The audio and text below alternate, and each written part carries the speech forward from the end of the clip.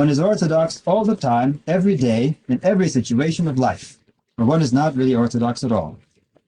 Our orthodoxy is revealed not just in our strictly religious views, but in everything we do and say. Most of us are very unaware of the Christian religious responsibility we have for the seemingly secular part of our lives. A person with a truly orthodox worldview lives every part of his life as orthodox and Christian. Let us therefore ask here, how can we nourish and support this orthodox worldview in our daily life? That is, what are the orthodox things which strengthen us as opposed or rather added to those worldly things which we already mentioned as helping out the orthodox worldview? The first and most obvious way is to be in constant contact with the sources of Christian nourishment, with everything that the Church gives for our enlightenment and salvation. Church services and holy mysteries, Holy Scripture, the lives of saints, the writings of the Holy Fathers.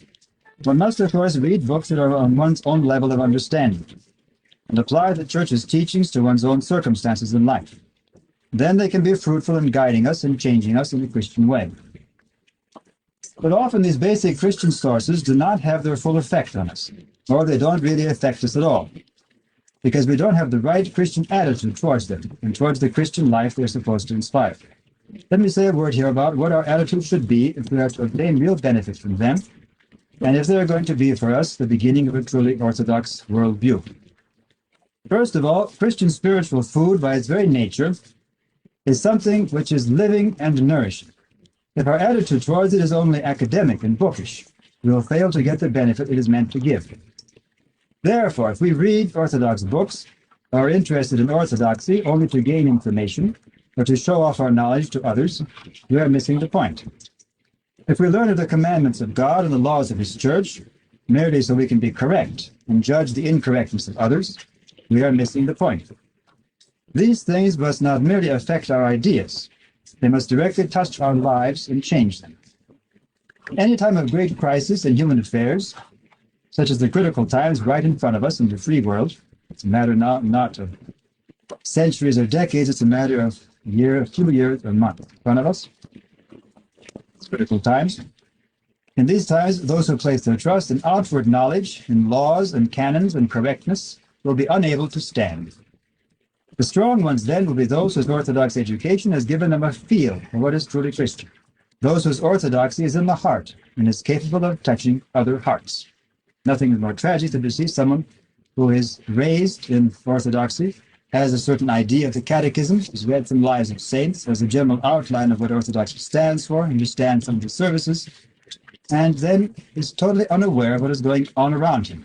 And he has children and gives to his children this life in two categories. One is the way most people live, and the other way is the way Orthodox live on Sundays and when they're reading some Orthodox text. If the child is raised like that, is most likely not going to take the Orthodox. It's going to be a very small part of his life because the contemporary life is too attractive.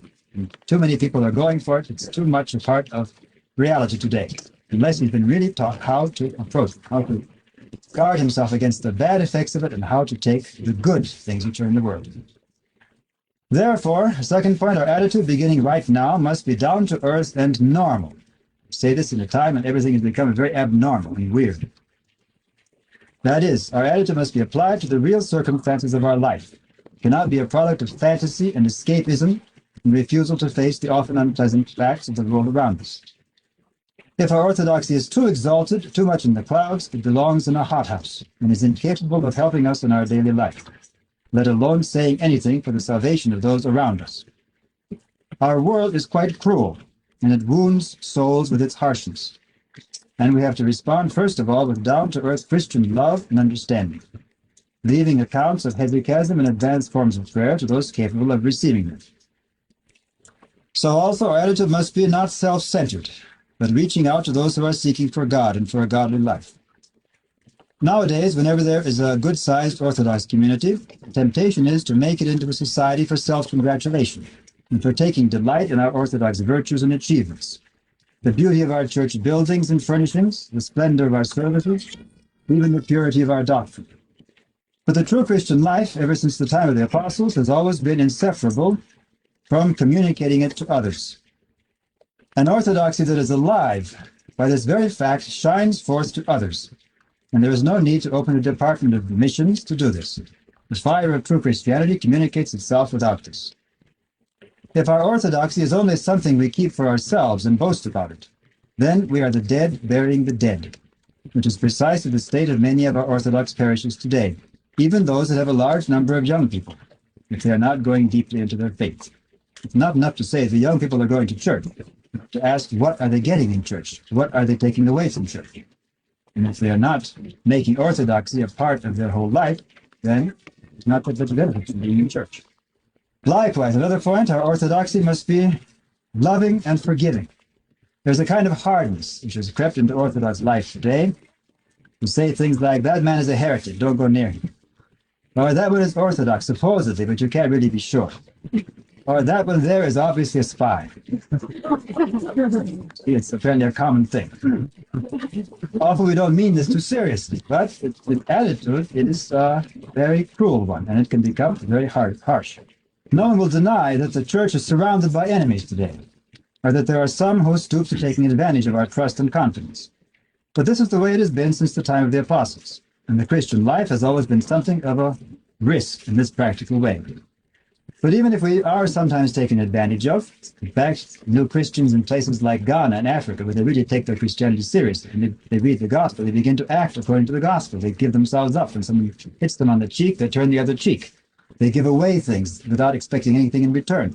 And the pagans who live in places like Ghana and Nigeria, they delight in this because they say, aha, there's a Christian, we can take advantage of him. Go take something, you won't expect it back. And the Christians, of course, they do it in good faith. And they get the reward for that, even though they're taken advantage of. Of course, we have to show some caution, so we aren't simply done in completely. Still, we cannot give up our basic attitude of love and trust, because without that, we lose one of the very foundations of our Christian life. The world, which has no Christ, and is more true than ever before, that today that the world has no Christ, even when it sometimes talks about it on television, has to be mistrustful and cold. But Christians, on the contrary, have to be loving and open, or else we will lose the salt of Christ within us and become just like the world, good for nothing but to be cast out and trodden underfoot. A little humility in looking at ourselves would help us to be more generous and forgiving of the faults of others. We love often to judge others for the strangeness of their behavior. Often we call them cuckoos, or, particular phrase used nowadays, crazy converts. It is, of course, true that we should beware of really unbalanced people who can do great harm in the church. But one should ask the question, what serious Orthodox Christian today is not a little crazy?